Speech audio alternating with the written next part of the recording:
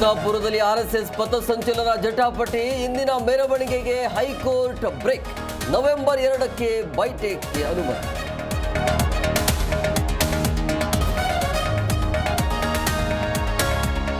Congress BJP ನಡುವೆ RSS ಸಂಘರ್ಷ. Paid ಸಂಘಟನೆ ಎಂದು ಕೈಪಡೆ ಕಿಡಿ. ಸರ್ಕಾರದ ವಿರುದ್ಧ ಕೇಸರಿ ಬ್ರಿಗೇಡ್ ಕೆಂಡ.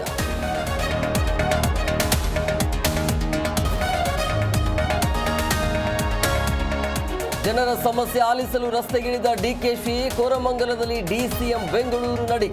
ಸಾಲು ಸಾಲು ಸಮಸ್ಯೆ ಬಿಚ್ಚಿಟ್ಟ ಸಾರ್ವಜನಿಕ.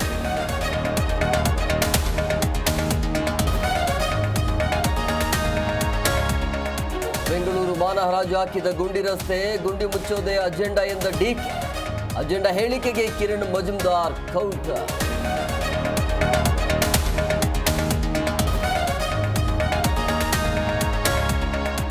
ಹಾಸನಾಂಬೆ ದೇಗುಲಕ್ಕೆ ಭಕ್ತರ ದಂಡು. ಶಿವಣ್ಣ, ರಿಷಬ್, ಉಮಾಶ್ರೀ ಅವರಿಂದ ದರ್ಶನ. ಜೆಡಿಎಸ್ ಕಾರ್ಯಕರ್ತರ ಹೈ ಡ್ರಾಮಾ ಕೊನೆಗೂ ಅಂತ್ಯ.